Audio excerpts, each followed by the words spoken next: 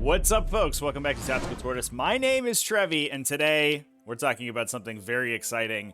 On this day, November 9th, 2021, Games Workshop dropped an absolute bombshell onto the Warhammer 40k metagame, completely out of the blue, with this Warhammer 40,000 balance data slate.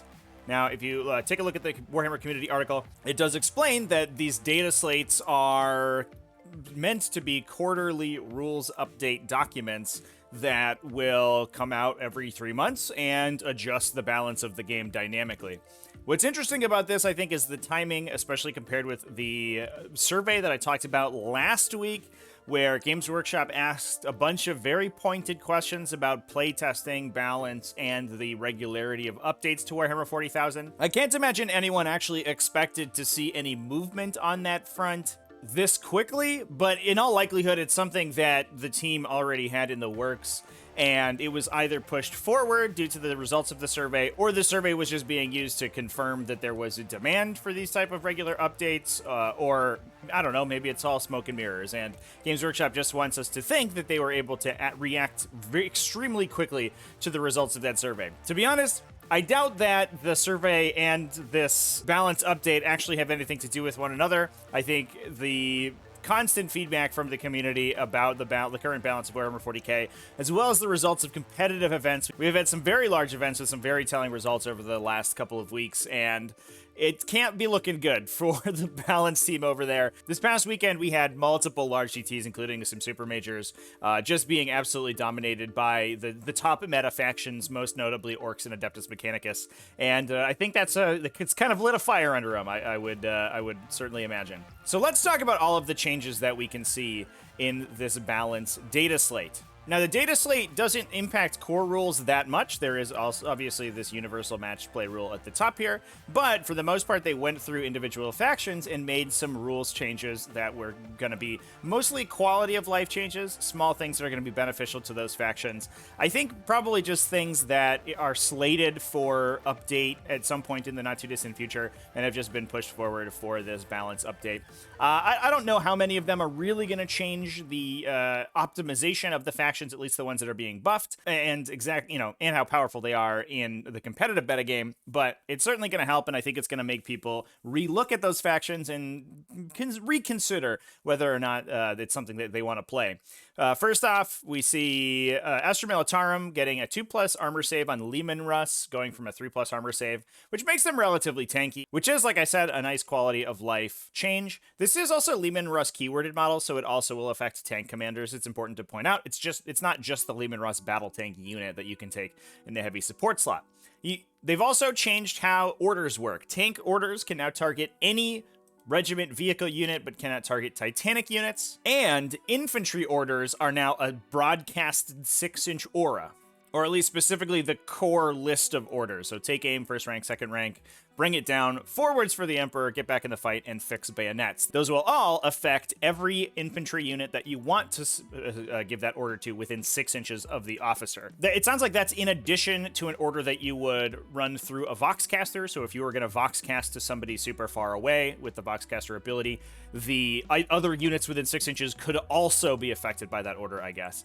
Chaos Space Marines had a very small change, not quite the double wound change that Chaos Space Marine players were hoping for. Death to the False Emperor now triggers on any hit roll of a 6+. It's still modified hit rolls, so penalties and bonuses will affect the frequency at which you get exploding 6s in melee, but it means that you do not have to target Imperium units to score it. So every single Chaos Space Marine, Codex Chaos Space Marine unit that has a Death to the False Emperor is going to be just a little bit more dangerous in melee. This isn't the biggest deal. Chaos Space Marines have been always sort of laughably pillow-fisted in melee, and I don't think this really changes too much.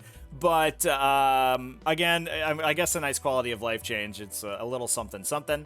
We also saw Imperial Knights and Chaos Knights with a big change. They get this new Towering Foe rule where anything with the faction keyword, so regardless of what kind of detachment it is in or what army it's in, counts as 5 models for determining control of an objective marker, or 10 models if they are a Titanic model. So the Armigers and War Dogs, the little knights, will be 5 models, and the big knights will be 10. This was always something that seemed like kind of a no-brainer to the community. Like, you have 6 models in your army or whatever if you're playing Titanic Knights, Why don't they count as more on an objective marker? Because they're so much larger and more imposing than other units. It's very silly that one guardsman runs up and is like, "Ha!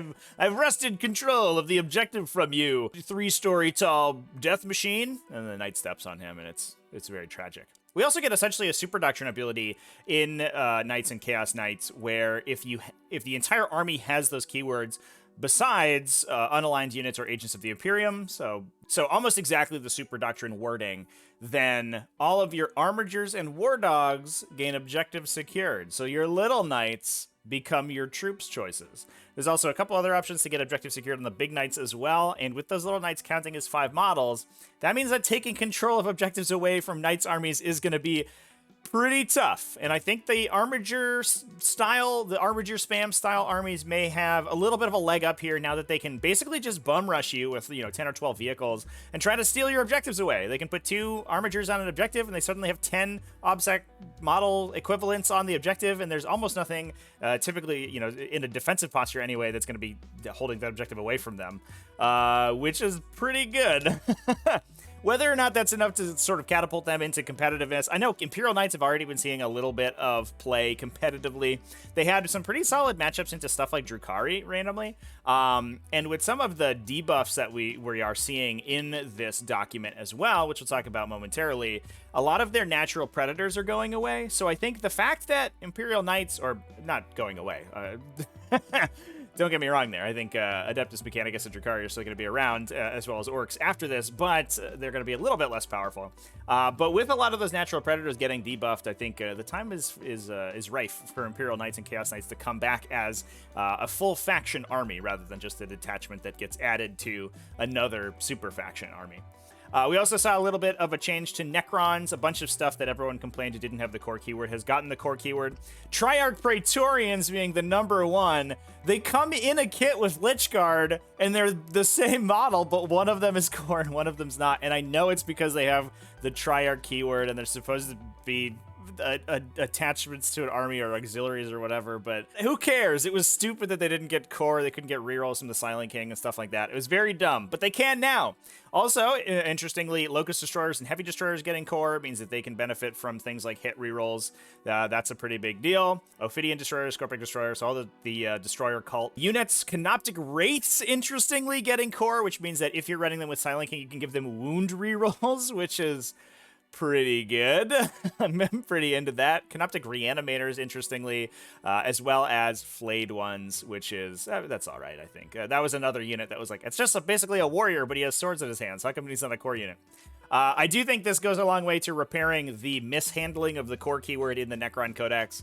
I wouldn't go so far as to say that suddenly fixes Necrons, because I think Necrons are sort of mechanically in a very awkward place right now, where the damage output of the game is such that a lot of times their units get removed wholesale rather than being able to regenerate from reanimation protocols or all of their resurrection abilities, and they pay such a premium on those abilities that their damage output and their survivability is way below the curve compared to other factions. That's the core issue with Necrons right here. Core issue. But I do think that this is, it's another quality of life change, and I think a change that's going to hopefully entice players to take a long, hard look at their Necron collection and see if they want to roll it out again. Lastly, huge nerf to Orcs. Obviously, Orcs are one of the big 3 in the metagame right now, alongside Drukhari and Adeptus Mechanicus. And this is honestly, this is like a nerf hammer of prodigious proportions.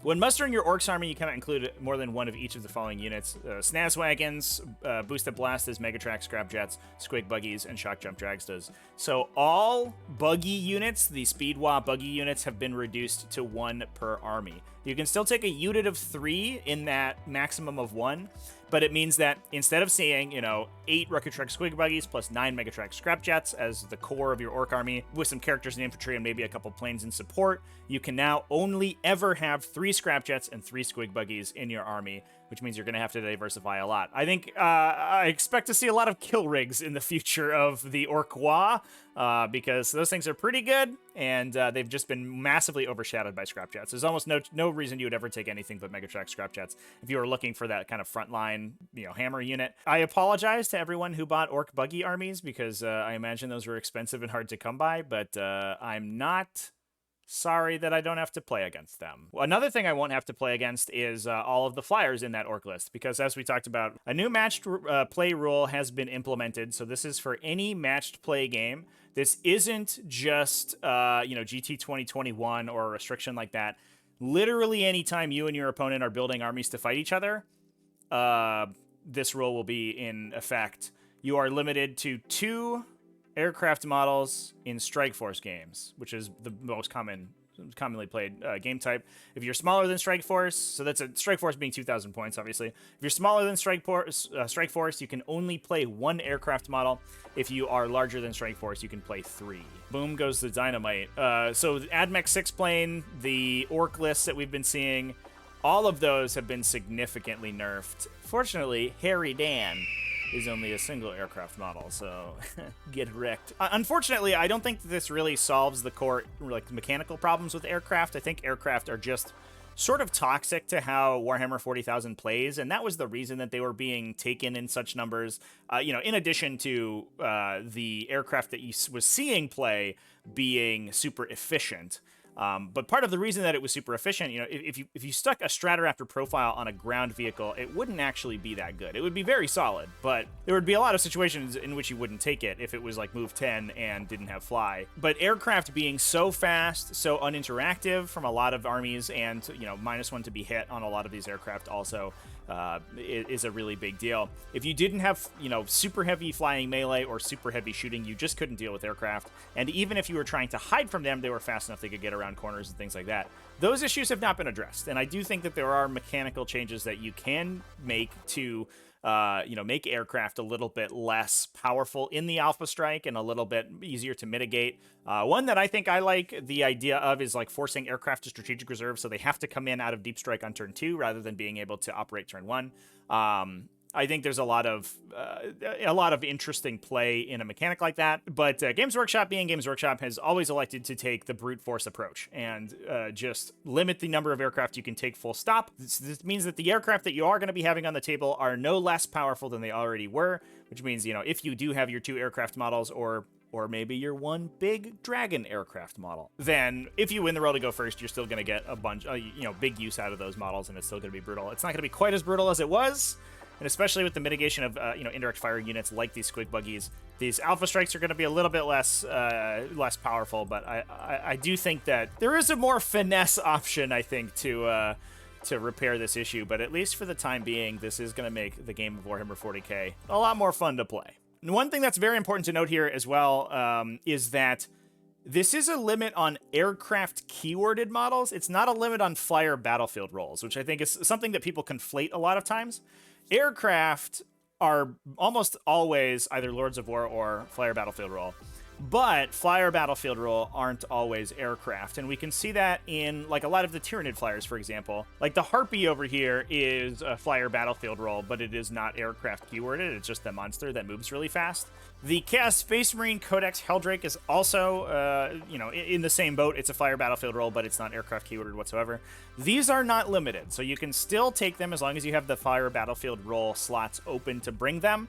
It's only things with the aircraft keyword, which are typically things that have the airborne rule plus the hard-to-hit rule. Now, last but certainly not least, we do have a lot of point changes specifically for Adeptus Mechanicus and Drukhari. Now, I went through all of the points changes, and I cut out all of the point changes that I caught. If there are any other ones in here, feel free to throw them down in the comments because I probably missed them. Over in Adeptus Mechanicus, we see this Skitarii Marshal up 10 points per model. The Manipulus also up 10 points per model. Skitarii are up 1 point per model. Now, importantly, this will also affect their cost in a veteran cohort because that's an upgrade to their points cost. It's not a points cost replacement. So they went up from 8 points per model, 10 points if they're in a veteran cohort, to 9 points per model, or 11 points if they're in a veteran cohort. That doesn't sound like a lot, except that you typically saw, between 60 and 120 of these models, which means you're cutting 60 or 120 points out of each list. In addition to that, Omnispexes and Enhanced Data Tethers have both been increased by 5 points per model, which means your 20-man Skitarii unit is gonna cost an additional 30 points, and that adds up real frickin' quick. We also, on top of that, we see all of the Sicarians up 2 points per model from 17 points up to 19. Iron Striders up 10 points per model base from 65 up to 75, which means their Twin Cognus Las Cannon loadout, which is typically what you're going to see them with, is up to 85 points, which is getting a little bit more in line with how much damage those units can deal. We also see Cerberus Raiders up 4 points per model to 20 points each. Whoa, this is just piling it on over here. Fuselabs and Stratoraptors, in addition to being hit by that aircraft limitation that we just talked about, also up 20 points per model each, which means those 6-plane lists we were seeing would be paying an additional 120 points on top of all of the other points costs we're talking about.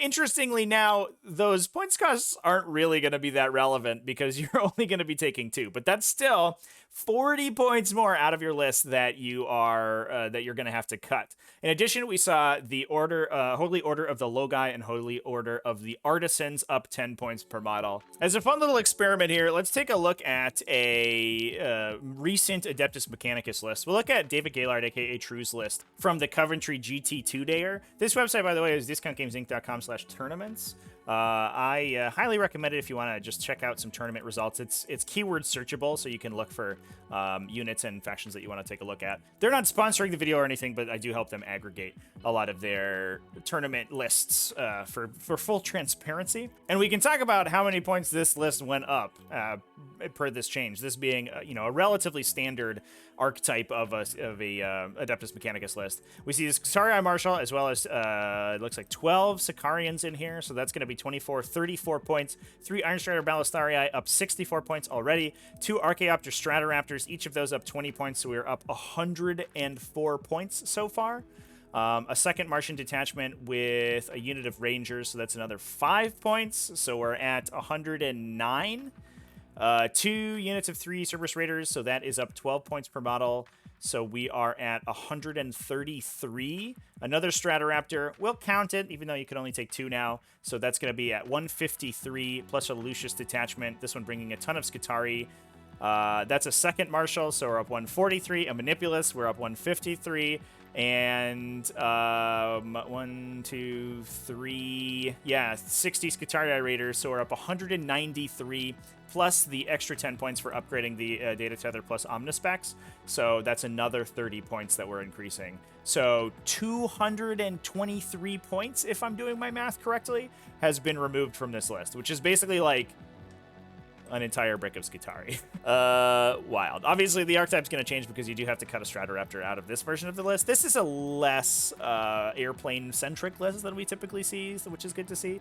But that is some of the impact that we're talking about here when we're considering these Adeptus Mechanicus lists going forward into the future. Yeah, that makes the power of the faction feel significantly less bad. In fairness, they're still going to be super duper dumb and super duper powerful. I don't think that's I don't think everything has completely been rebalanced with the Adeptus Mechanicus. I think their ability to alpha strike you and deal insane damage is still there. That hasn't changed. They're just going to have less in the chamber after they punch you with all of these las cannons and models getting teleported with solar flares. We also saw a couple changes to Drukhari here as well. A few little points changes. This one a little bit more even-handed. We got basically even points costs increases and cuts, although obviously the increases are going to be on a little bit more relevant models. First off, the Succubus up 20 points from 60 points per model to 80 points a model, which is pretty good. Obviously, the Succubus was kind of a meme in the community for how much damage that lady did for only 60 points. Obviously, it did typically take a lot of CP to upgrade them to the maximum amount of damage they could do to buy them relics and warlord traits and stuff like that. But still, the sheer points cost efficiency of the Succubus was insane, and I still think they're going to be worth taking. But at 80 points, you have to be a lot more careful with them. They're less of a fire and forget missile. We also see Witches up 2 points per model from 10 to 12. Basically the most commonly taken troops option, very resilient in melee and annoying to deal with, so not super surprising that we see Witches being increased. Interestingly, we also saw the favored retinues being upgraded.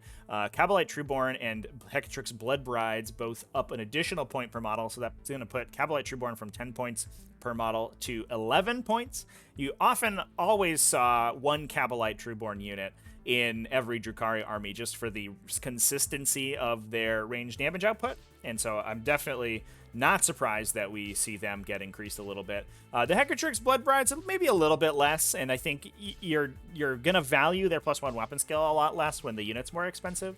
But you know, oftentimes if you want a witch unit to be kind of your hammer and the one you dump all of your CP into, you know, rerolling wounds and double fighting and getting all this work done, it probably still makes sense to spend that extra points per bottle. But obviously we're shaving a couple points off here and there off of this these Drukhari armies, that only being up 20 points on a normal list that's taking one big unit of Blood Brides and one big unit of Cabalite Trueborn. Some slight changes both ways for the Homunculus Coven stuff.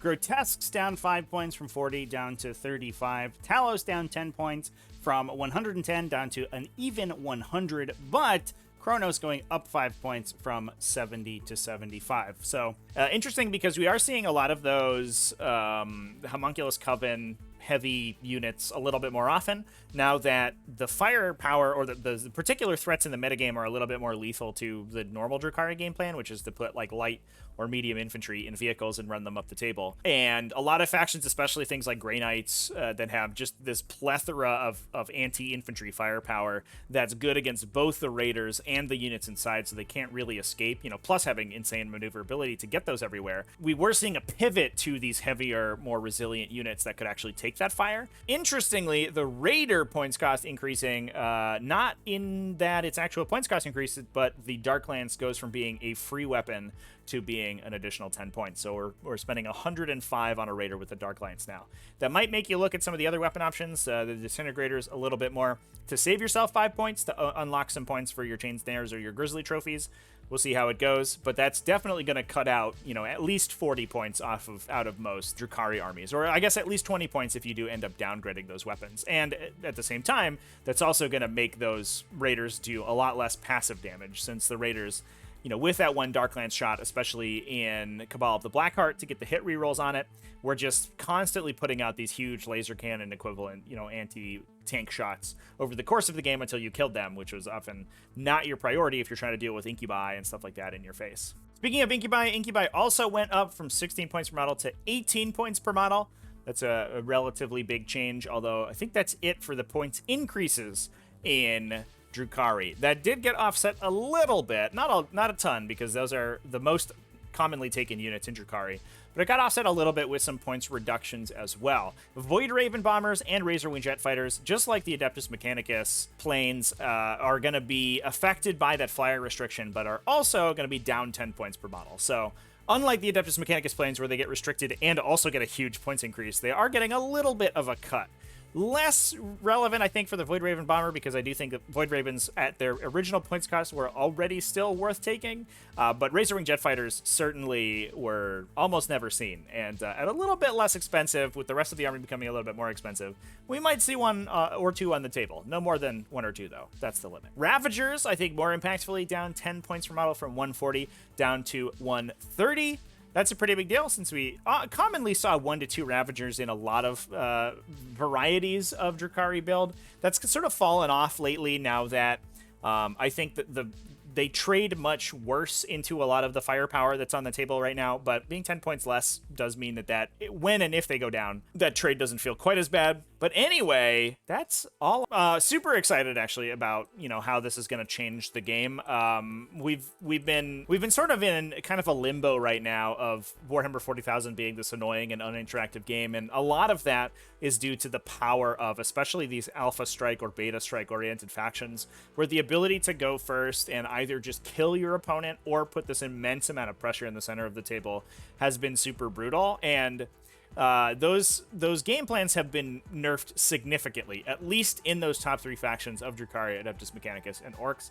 What I love about this balance update is that buffs have been given to the factions that are performing very poorly. Obviously nothing for Genestealer Cult yet, but Genestealer Cult are getting a codex in like a month. So Genestealer Cult players, I'm sorry, just wait a little bit longer. I swear it's going to be worth it probably. I don't have any information or anything, but I mean 2021 codexes have been super broken, so probably Genestealer Cult going to be good pretty soon.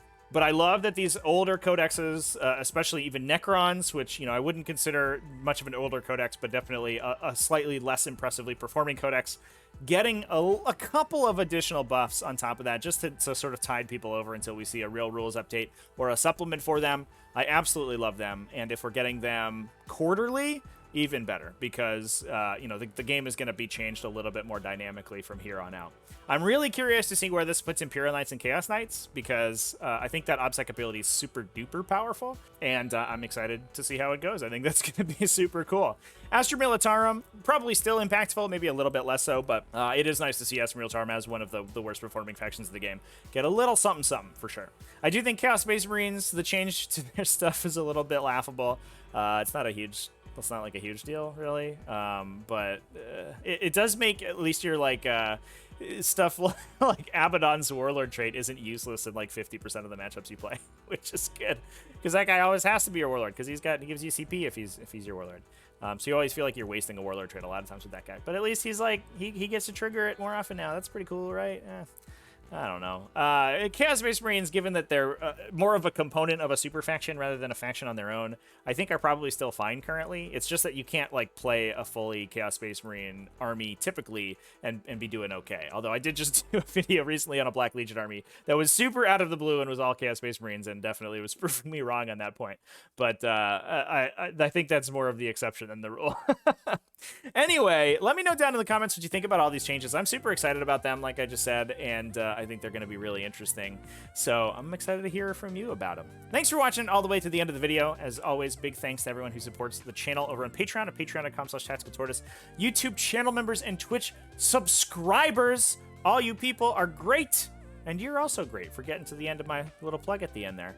Remember to keep it classy, folks, and have happy wargaming.